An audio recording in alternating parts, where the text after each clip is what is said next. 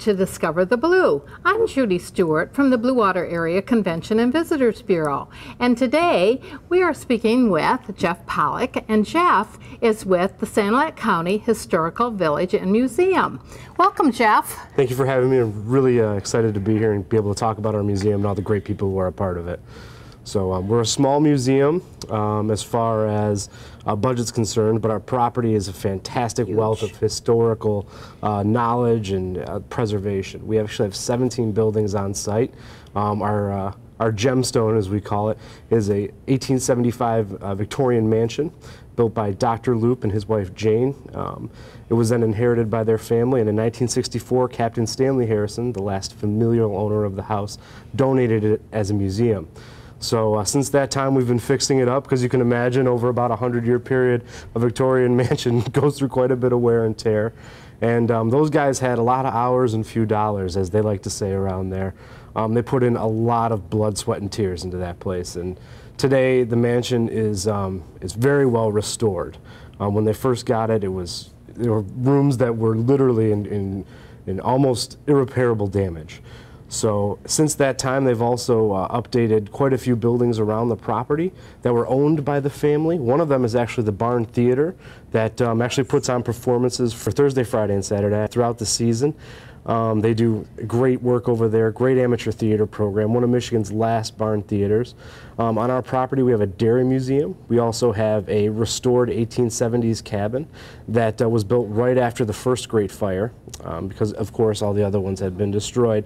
We also built up our own carriage barn. We took pieces of a barn from barns all over the county, put it together, and since that time, we've put in objects that are the everyday tools of everyday life, as we like to call them. You have some handmade tools, like an onion roller that is a one-of-a-kind achievement. And we also have a peg leg from a guy by the name of Eli Herrick, which, if I had more time, I'd tell you that story in detail, too.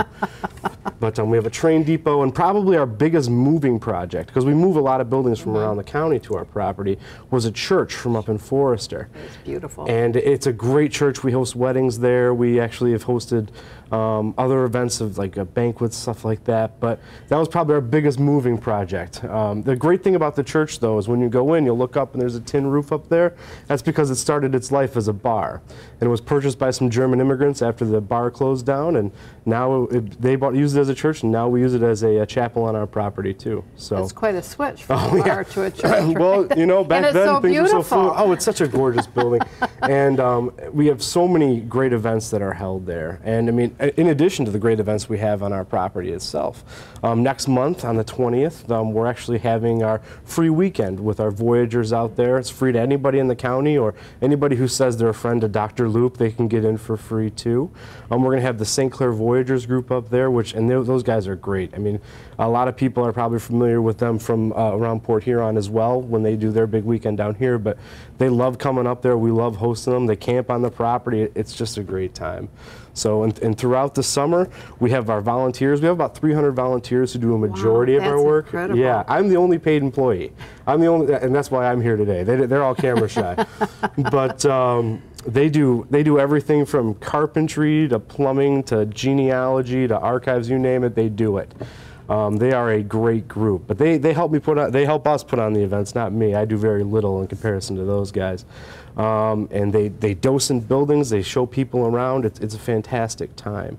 Our event weekends are pretty great. We have a food booth. Our general store is open where you can pick up some of that penny candy, which is, inflation has increased the price a little bit, but not much. It's a nickel now, huh? Yeah, it's a nickel. It's a nickel.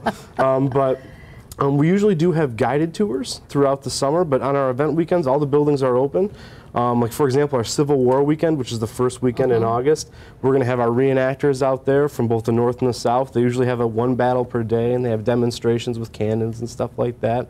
That's another theatrical bunch, but when you're in, you can see all our buildings. You can talk to our reenactors. They love talking to people. That's their real reason for being there, is interacting with the public and sort of just trying to get their own historical message across. And Civil War weekend is really one of our big event weekends because, of course, in the 19th century there were few events if any, that rival the Civil War in importance. Yeah. So, yep. It's a great time for people to bring their families, it's so that family the event kids for can, sure. Oh yeah, relate back. That's probably to those the best history part. books. Yeah, the best part about those events is watching the kids, especially the real young guys, just looking out and being amazed at everything that's going on. Wishing they had one of those guns. Some of them, yeah, some of them they're like those are pretty cool. Yeah. But we do have some more adult-oriented type stuff. We do have a wine, dine, and unwind, which this year is the last weekend in July. It's July 26th, that weekend, where we have live entertainment. We have a great meal that's catered, and we have just a series of great wines that we have people try and taste out. So wine tasting may be a little bit of a highfalutin term. It's much more of a big party. It's a great time up there. And you have a website. Yes, we do. It's sanilacmuseum.com. It's a great website. Our webmaster Dave Blaine does a fantastic job on it.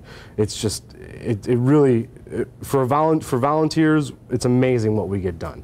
And Dave is a shining example of that. Yeah. Well, Jeff, I know that our audience can just feel your excitement about your job and your facility, and we want everybody to come up and visit the Sanilac County Village and Museum. Absolutely. So, and thank you so much today for sharing that with us. Thank you for having me. I think it's kind of a hidden gem up there. It is. And so while people are traveling that M25, they need to pull into that big, yellow, beautiful mansion. Yep, absolutely. You can't miss it.